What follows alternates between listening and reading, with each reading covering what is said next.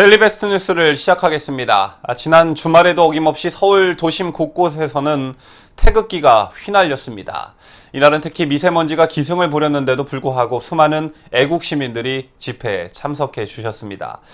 특히 이날은 대한민국 바로 세우기 운동본부 그리고 석방운동본부, 태극기 시민혁명 국민운동본부 등이 오후 4시경 광화문에 집결해 집회를 진행했습니다. 대통령 탄핵을 기점으로 시작된 태극기 집회는 헌법재판소의 판결과 동시에 소멸될 것이라는 전망들이 있었지만 그 끈질긴 생명력을 유지하며 특히 최근에는 문재인의 지지율이 하락하자 그새가 더욱 커지는 추세에 있습니다. 또한 주목할 만한 것은 지난 탄핵 정국부터 지금까지 태극기 집회를 애써 외면하던 언론들이 아직 만족할 만한 수준은 아니지만 최근 들어 태극기 집회를 다루는 기사들이 점점 늘어나고 있는 추세에 있습니다. 지난주 저희 데일리베스트에서도 보도해드린 바가 있는데 한국일보에서 자사의 신문 지면을 상당수 할애해가면서 태극기 집회를 집중 보도했었고, 지난 주말에는 웬일인지 중앙일보가 밀착마크라는 코너를 통해 태극기 집회를 집중 보도하면서 특히 대한애국당 조원진 대표의 인터뷰를 실은 기사를 송출했습니다.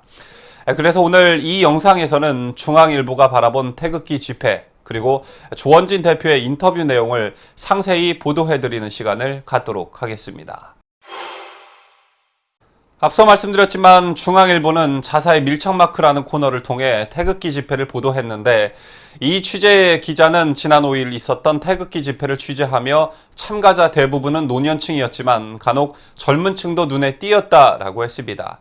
그러면서 집회장에서 만난 27살 김아란 씨의 인터뷰를 게재했는데 김아란 씨는 인터뷰에서 지나가던 길에 우연히 행사를 본 뒤 2주 전부터 참석하고 있다라면서 박근혜 전 대통령이 잘못한 것보다 정치적 이유로 가혹한 처벌을 받고 있기 때문에 부당성을 외치기 위해 나왔다라고 말했습니다. 자, 이에 김아란 씨 옆에 있던 애국당 관계자분은 지금만 해도 분위기가 나아진 거다라면서 작년만 해도 기성 언론은 다 내쫓는 분위기였다라고 말했습니다. 또한 중앙일보는 조원진 대표를 거론하면서 집회 참석자들 사이에서 조원진 대한애국당 대표는 대단한 스타였다라는 표현을 썼습니다. 그가 지나가면 홍해가 갈라지듯 인파가 두 갈래로 갈라졌고 지나가는 조 대표를 붙잡고 여기도요라며 사진 촬영을 요구하는 통에 작은 공간이 만들어지기도 했다라고 표현했습니다. 또한 유튜브 채널로 실시간 중계하는 유튜버들도 주목했는데 이와 관련해 조 대표는 이런 채널이 50개 정도 된다. 해외까지 전송되는 이 방송을 보는 사람이 100만 명가량 된다. 기존 언론에서 우리를 다루지 않아도 전혀 아쉬울 것이 없다고 말했습니다. 또한 중앙일보는 대한애국당의 규모를 당원 20만 명 그리고 이중 책임당원은 약 20%에 달한다고 말한 애국당 측의 내용도 실었는데 태극기 부대 중 적지 않은 수가 한국당 당원으로 가입한 상태로 알려져 있다라고도 보도했습니다.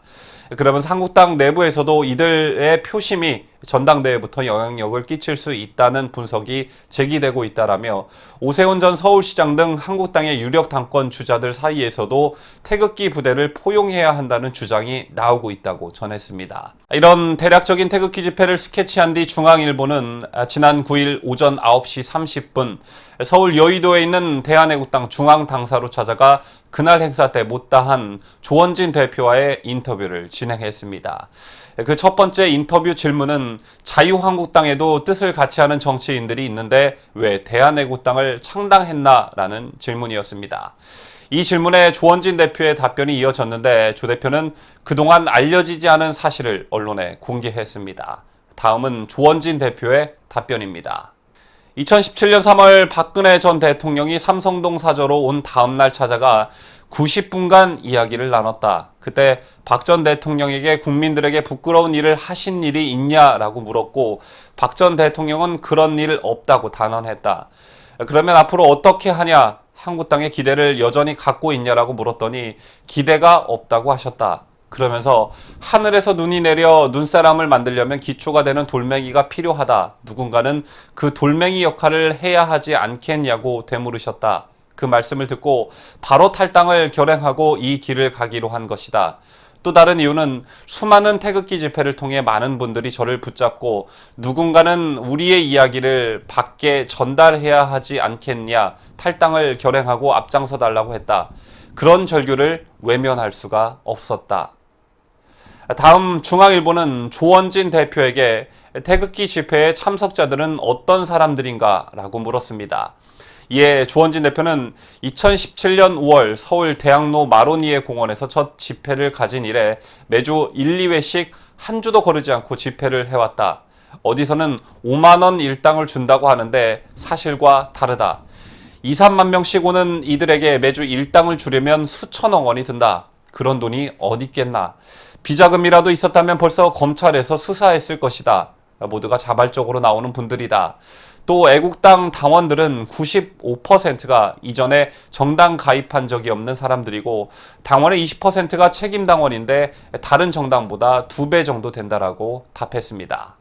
그리고 중앙일보는 최근 들어 이슈로 급부상하고 있는 이른바 보수 대통합과 관련해 조원진 대표에게 보수 통합에 동참할 생각이 있냐라고 물었습니다. 이에 조 대표는 할 수 있다라고 운을 떼면서 자유한국당하고 뭉치지 못하는 게 아니다. 다만 김무성, 유승민, 정진석, 김성태, 권성동, 이해운, 하태경 의원 등 탄핵 실적은 정리가 되어야 한다. 이들만 떠나면 보수 대통합을 하고 반문연대를 할 수 있다.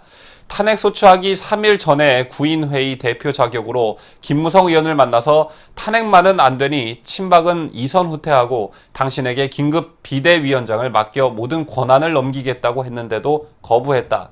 용납할 수 없다라고 답했습니다. 또한 박지원 민주평화당 의원이 얼마 전 박근혜 전 대통령도 구속 만기로 풀려날 것이다. 구속 만기일인 올해 4월이 보수 대통합의 분수령이 될 것이라고 말한 건 어떻게 보나라고 질문을 던졌고 이에 조 대표는 그렇게 되기 어렵다라는 부정적 견해를 말한 뒤 현재 박 대통령은 지난해 11월에 공직선거법 위반 혐의로 2심에서 징역 2년이 확정됐다. 지금 대법원에 상고를 안 했기 때문에 법원 구속기간이 끝나는 대로 2년형이 집행된다. 잘 모르는 사람들이 그렇게 말하는 것이다. 남건, 특사나 병보석 등인데 여권에서 보수 분열을 노리고 자기들이 필요하면 시키겠지. 하지만 보수가 바보는 아니다라고 답변했습니다. 그리고 이날 인터뷰에서는 굉장히 의미심장한 발언도 있었는데 조 대표는 한국당 전당대회가 끝나고 3월과 6월에 한국당에서 의미 있는 숫자의 의원들이 탈당해 애국당이 원내 교섭단체를 구성할 수 있게 될 것이다 라면서 의원뿐 아니라 원외 당협위원장도 50명가량 나온다라고 말했습니다. 그런데 중앙일보는 이 같은 조원진 대표의 말과 관련해 어쨌든 조 대표가 요구하는 탄핵 실적 정리는 현실적으로 실현 불가능에 가깝다는 게 정설이다 라면서 게다가 한국당 내부에서 태극기 부대의 합류는 당 개혁의 역행이라며 반발하는 목소리도 거세다라는 논평을 게재했습니다.